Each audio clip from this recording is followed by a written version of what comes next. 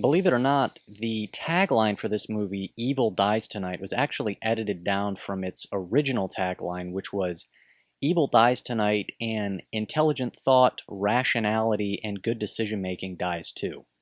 But the producers thought that was a bit long, so they edited it down.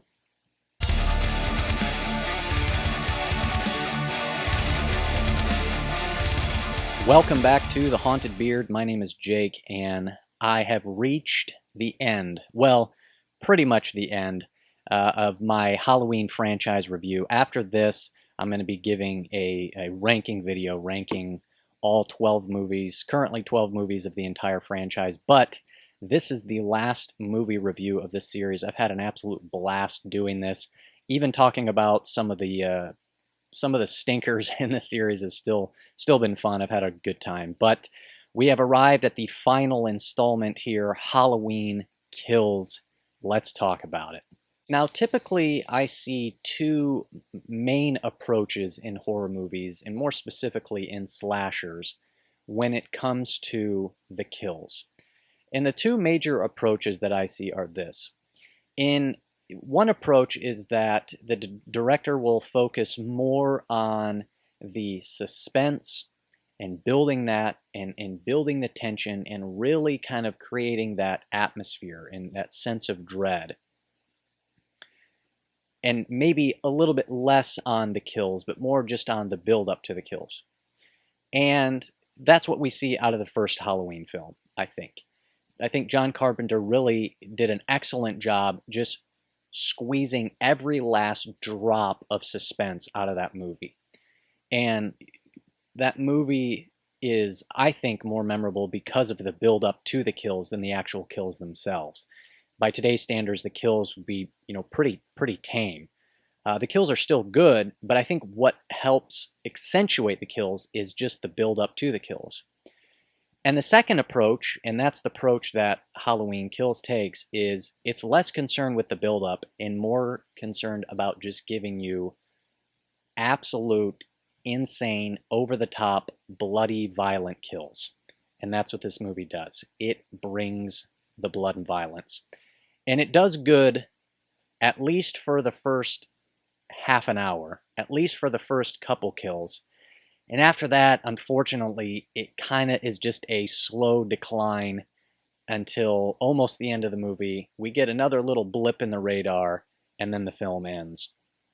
But let's dig into it a little bit more. So the thing with this approach is that if you're going to go just straight for the kill and not necessarily focus as much on the suspense and the build up to the kills themselves have got to be top-notch. I mean, you got to give me creative, unique, inventive, good old-fashioned, bloody, violent kills. And as I said, I think the first half hour, there's two sequences in particular where I think this film excels. And those two sequences are just the first two kills. Now, the film opens up. We find out quickly that Officer Hawkins, Will Patton's character, isn't dead. He's still alive. Then we get a flashback scene to the original night from 1978. And we find out a little bit more about the investigation into discovering Michael Myers. We follow the cops around looking for him. And we get a little bit of a backstory in there. One of the highlights there is Jim Cummings. I had no idea he was in this movie. And I like him as a filmmaker. I know he didn't make this movie, but he has a similar character in all of his films, and I feel there was some similarities with his character in this. So that was kind of a highlight for me. I like him. I liked seeing him in this movie. But anyways, they show us them capturing Michael Myers, so we kind of understand. We get a little bit of the backstory filled in. Typically, I'm not a huge fan of flashbacks in movies, but I think here it's important enough to show, and it works pretty good. Then it leads us into our first kill sequence. And this is where we find Michael Myers breaking out of the inferno of Laurie Strode's house.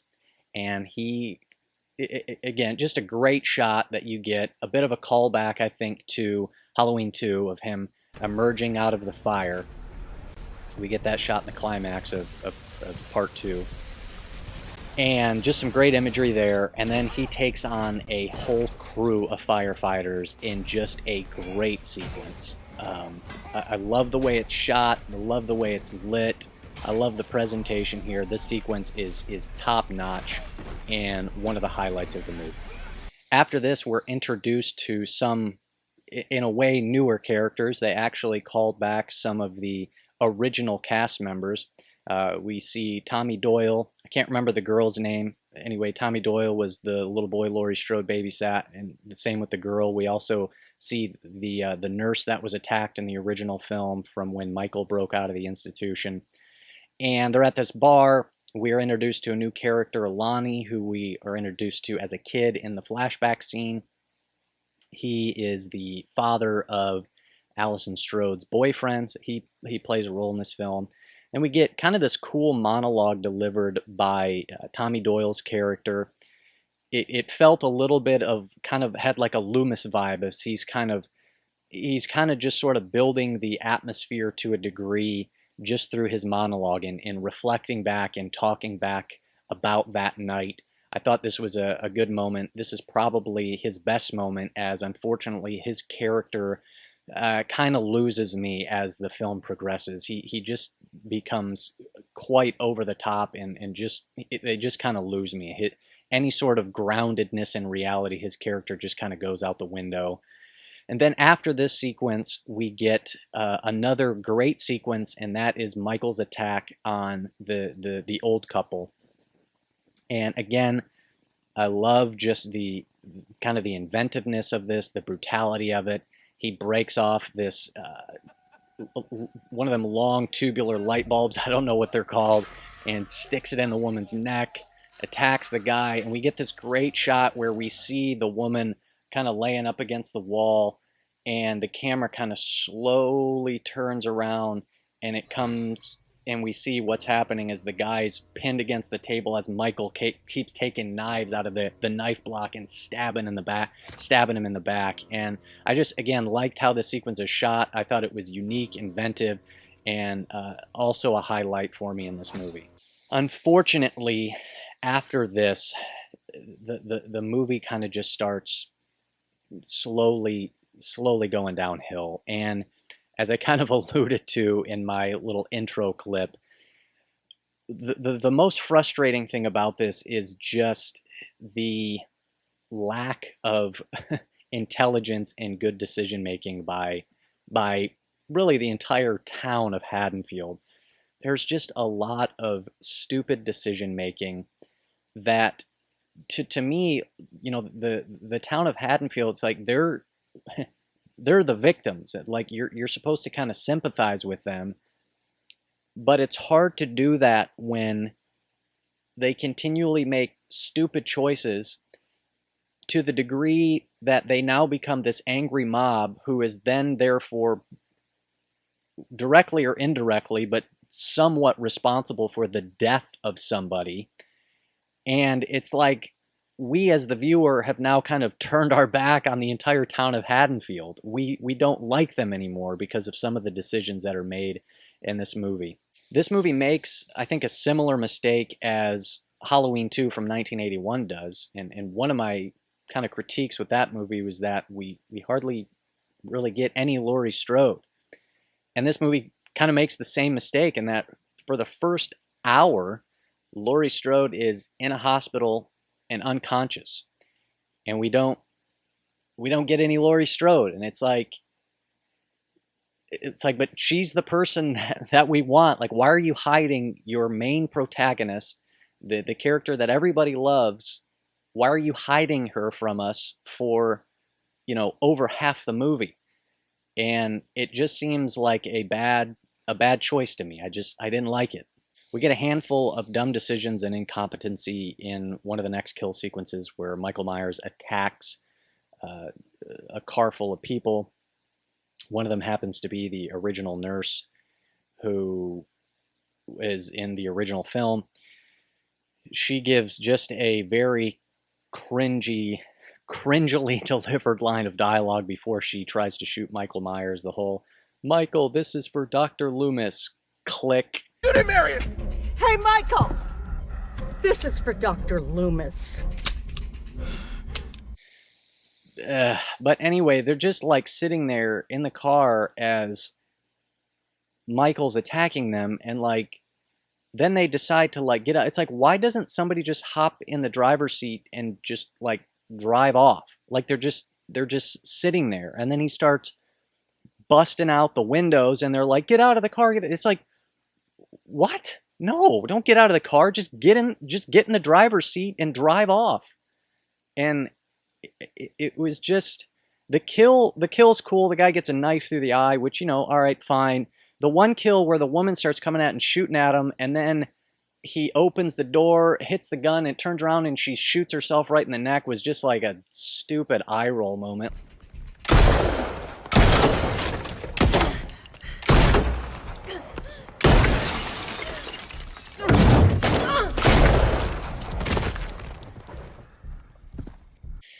It it's just kind of, I don't know if it's like unintentional comedy, but it was like so dumb. It just got like a "that's so stupid" laugh out of me, and it also killed the moment. But I just thought the presentation and the decisions made by the character during the scene was pretty bad. So what ends up happening is Tommy Doyle starts rallying the entire town of Haddonfield, led by the phrase "evil dies tonight, evil dies tonight," and that's their their war cry. And so they're all going to form these sort of little, angry mobs. Little local townsfolk militia is going to go out there and hunt Michael Myers. And what ends up happening is they all get trapped in the hospital, and one of the patients to the institution who escaped along with Michael Myers, ends up getting into the hospital. And since nobody knows what Michael Myers looks like, they see this guy and they just think it's Michael Myers. And so you get this angry mob mentality that anytime somebody says something, again, the mob mentality of, yeah, that's the guy, and they all charge the guy. And he ends up getting kind of barricaded in this hallway between doors, and the mob just starts busting the doors down. And this Tommy Doyle's character gets so just like over the top, like almost like a cartoon villain in a way. Like he starts like leading the charge of, this is the guy, this is him, and it's like, guys, like just all sort of, and I understand like that's what happens with mob mentality, but it's like, again, it's like we're supposed to be rooting for the town, and it just gets the audience to completely turn against the town. It's like, well, I don't care what happens to these people. They're all morons if that's the way they're going to go about handling this. And then the guy ends up busting out a window and jumping out the window, killing himself because he thinks the angry mob is going to attack him and kill him anyway. And it's just like first of all, like at that point, shouldn't Tommy Doyle be arrested for inciting violence, or at least being partially responsible for the death of this guy, this poor guy? And anyway, it just like it gets us as the audience to completely turn against these people. And so now it's like, who are we even rooting for? And so it's like, I just thought it was a bad writing decision. I didn't like it. We get a few scenes with this couple, Big John and Little John, and they are living in the house that we find out happens to be the old Myers house. And to me, I wrote in my notes, I was like, why are we even spending time with these guys? Like, what does it even matter? And I guess it matters to a degree because they happen to be living in the old Myers house. But to me, their characters could have been pretty much fully eliminated from this movie, or at least way cut down or handled a different way. There's a scene where they figure out that there's somebody in the house. And again, just kind of like in the first film, we get more just kind of ill attempts at humor. There's one where they're like trying to arm themselves, and one of the guys grabs a knife, but it happens to be this like little cheese knife. So it's like this knife that's like that big, and he's like, I got this. And the other one grabs a regular kitchen knife. I got this. And they're walking throughout the house and they're like calling out to each other, Big John, Little John, Big John. And guy's walking around the house with a knife that's like 2 inches big. And it's just like, guys, like, come on. Like there has to be a better way to handle the sequence. Also, too, hey, have you thought about possibly, I don't know, calling the cops? Did that cross anybody's mind? Or like, I don't know about you, but if I know that somebody is in my house and I'm there with the person that I love, my spouse, I'm not going to go in there and try to I'm calling the cops and I'm getting the heck out of the house. And so, it's just like, why are we doing these things? Why are these the decisions that we're making? I don't know. Next, we get a scene with Hawkins, who, again, Will Patton's character, who happens to be in the same hospital bed as Laurie Strode. They're having conversations, and we get this other flashback scene, which this one I don't think is necessary at all, because he starts talking about how, he had an opportunity that night to kill Myers, and all this stuff is on, he's responsible for, and it's his fault, and he's got all this regret and everything. And it's just like, it doesn't really matter. Like, it doesn't really get you anything, because it's just like, it's just a little sequence that doesn't really need to be there, because it doesn't really have any sort of consequence for, the here and now. And so it's just kind of a waste of a scene. Not long after that, we get a scene also with Officer Hawkins and Laurie Strode where the characters just kind of figure something out. And it's just like the point in the movie where, like, okay, we have to figure something out so we can progress the story. And so they just kind of figure out, oh, Michael's going home. And like, oh, that's where he wants to be. And it feels so, like, it feels so scripted. It doesn't feel organic to the flow of the story. It's just like, oh, it's the, we got, there's about 20 minutes left in this movie. We got to start wrapping it up. So it's time now for our characters to have some sort of eureka revelation moment. And they're going to figure something out. And, Michael Myers, yeah, he's going back home. So let's go there.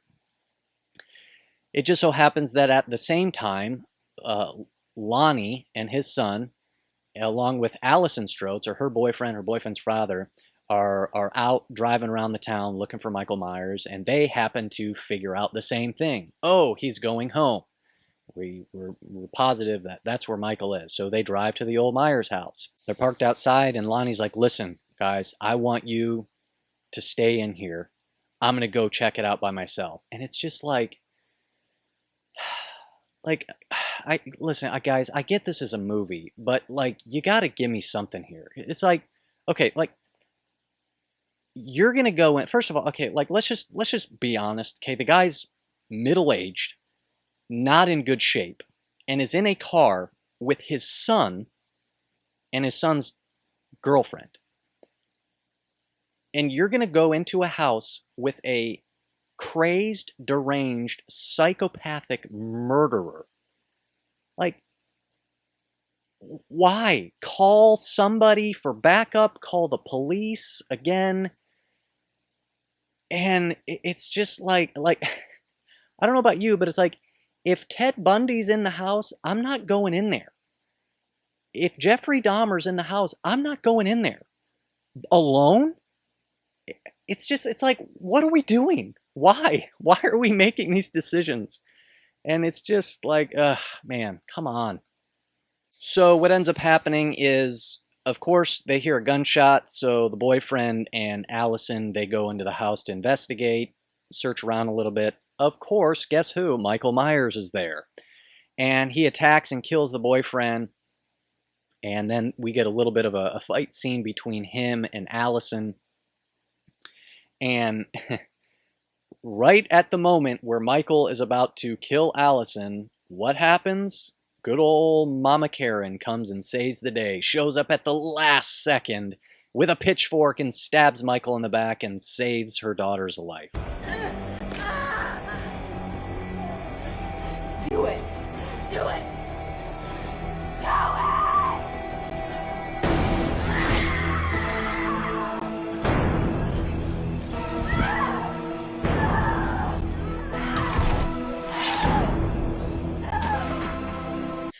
how many times have we seen this played out? Right at the final moment, and hey, somebody just shows up out of the blue to save the day. And it's just like, yeah, okay. I will give it credit though. I do like the sequence at the end where Karen draws him out into the open to be surrounded by this mob. It's a pretty cool sequence. We see the mob kind of unleash their fury and take Myers down.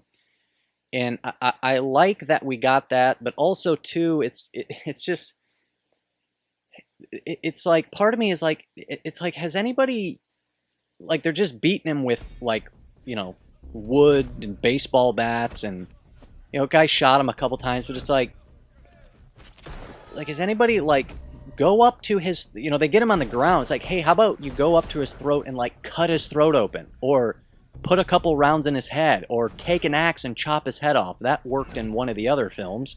But it's like they kind of just knock him down and then they just sort of stop. And it's like, guys, like, how many times does this guy have to literally resurrect for you to like do something more?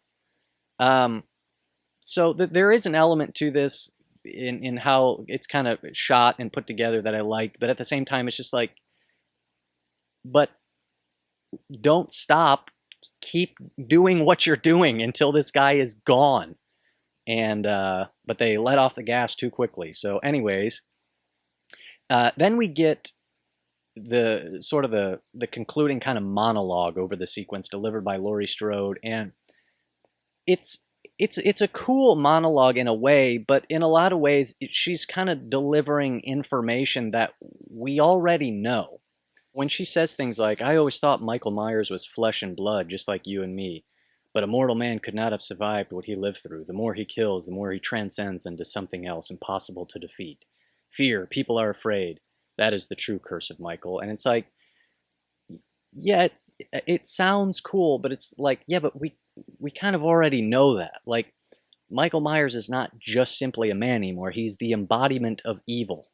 Evil as a concept, evil as just the reality of it, kind of thing. And so it's a bit kind of, I don't know, it doesn't fully hit all the way for me. I do like, though, that at the very end they decide to kill the character of Karen. I think that's a pretty good choice. It kind of gives us some sort of real, actual consequences to this whole segment. It's kind of a bummer that, we miss Laurie Strode for the first hour, and then for the last 45 minutes, she's in the hospital, so we don't see her in action at all, really.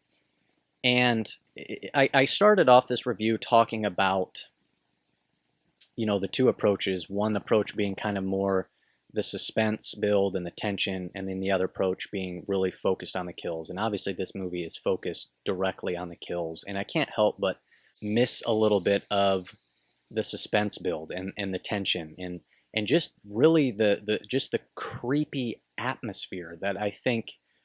It's funny that the more you watch these films in this series, the more appreciation you have for the original. And to me, the more that one stands out as truly kind of a masterpiece. I mean, a legit, genuine classic, and you really see how great that film really is. And there are a few solid kill sequences in this movie, but there's just a lot of bad decision making, and just some of the writing and the decisions I just had issues with. And so I can't help but wish we had a little bit more of the suspense and the tension. I kind of missed that a little bit. If you deliver fully on just the kills and you kind of not concerned with the suspense, that's great. And this film delivers on some of them, but not all of them. And so really overall, man, I'm gonna be below Halloween 2018 on this. I'm probably gonna give this like a 4, maybe a 4.5 out of 10.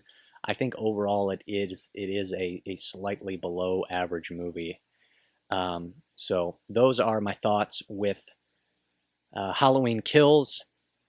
Obviously, they are making one more film to kind of, I guess, sort of wrap up this new trilogy that's coming out later this year in October, and I definitely want to check it out and review it. But for the time being, I will have one more video for this entire series, and I'm going to be doing a ranking of all 12 movies. So be on the lookout for that next. That's coming up next. So yeah, we will see you next time on The Haunted Beard.